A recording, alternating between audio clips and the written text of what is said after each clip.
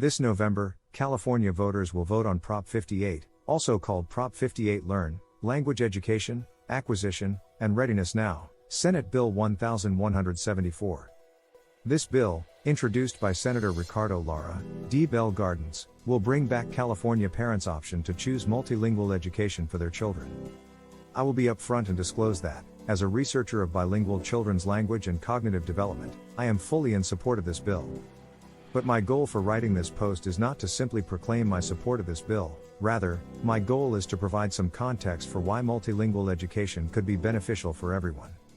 Some history.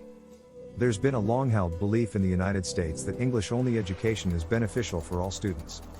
The general thinking was that an English-only education would help students learn English faster, that learning English helps everyone assimilate to American culture and life, and that learning English created a sense of social unity.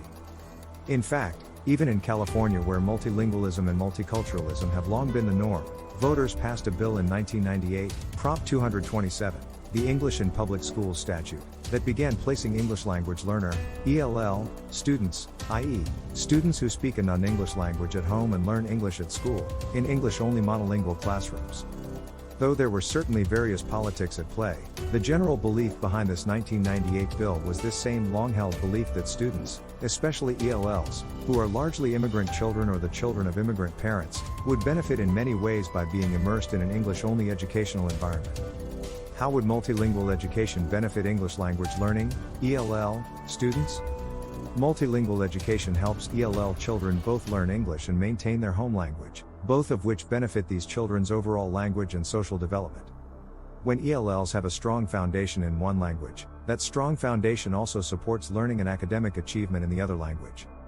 For example, Spanish-speaking ELL's oral language skills in Spanish, the home language, has been found to predict English literacy skills, such that ELLs with stronger Spanish-speaking skills have better English literacy skills 2 years later. Thus, helping ELL children maintain and further develop their home language can actually support English language learning as well.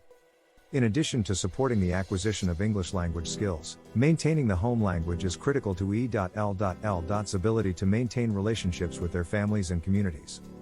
Many ELL children lose their oral language skills in the home language when they are placed in English-only monolingual classrooms, and that can make communicating with family and community members, who may only speak the home language or have very limited English proficiency, extremely difficult. Aiding ELLs in maintaining their home language not only supports ELL's English language learning, but also ensures that ELLs do not become disconnected or driven apart from their families and communities. Multilingual education can help ELLs learn English while simultaneously maintaining their home language and ties to their families and communities. How would multilingual education benefit monolingual English-speaking students? Multilingual education provides monolingual students with the opportunity to learn a second language and become bilingual. A large body of research now shows that bilingualism benefits various cognitive and social linguistic skills throughout the lifespan. Infants raised in a bilingual environment are perceptually more flexible than infants raised in monolingual environments. For example, when infants are shown silent videos of two people speaking in different languages, bilingually raised infants, compared to monolingually raised infants, are better able to differentiate that the two people are speaking in different languages, even when the speakers are speaking two different languages that the infants have never been exposed to. This perceptual flexibility seems to last into adulthood and might even make learning a third, or fourth or more, language easier. On top of this perpetual flexibility, bilingual children have also been found to have a better understanding of the communicative functions and grammatical conventions of language. Bilingual children develop an understanding of grammatical rules and structures earlier than monolingual children, and bilingual preschoolers, compared to their monolingual peers, better understand that speakers of different languages call objects by different names, for example, apple versus manzana. Bilingual preschoolers have also been found to be better able to name the language that they speak. Aside from language-related skills, learning to speak two languages benefits cognitive skills like attention, inhibition, and switching as well. Bilingual children develop these kinds of cognitive skills earlier than their monolingual peers. The reason why researchers think bilingual children develop these kinds of cognitive skills faster is because bilingual children are constantly exercising their cognitive skills each time they speak. Bilingual children need to pay attention to what language they're speaking, inhibit speaking in the other language, and switch from one language to the next depending on who they're talking to. And this also seems to have lifelong consequences. Bilingual older adults show behavioral symptoms of Alzheimer's about 5 years later than monolingual older adults, even though images of their brains will show similar progression of the disease.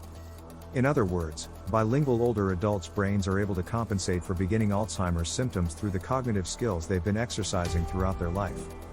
Concluding thoughts. Multilingual education can benefit all students not only academically during childhood, but also cognitively, socially, and linguistically across the lifespan.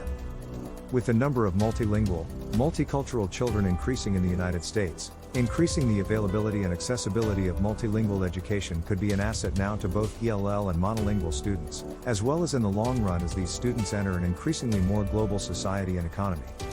And if you are a California voter, please take the time to learn more about Prop 58 and multilingual education, and, regardless of your position on this matter, go vote.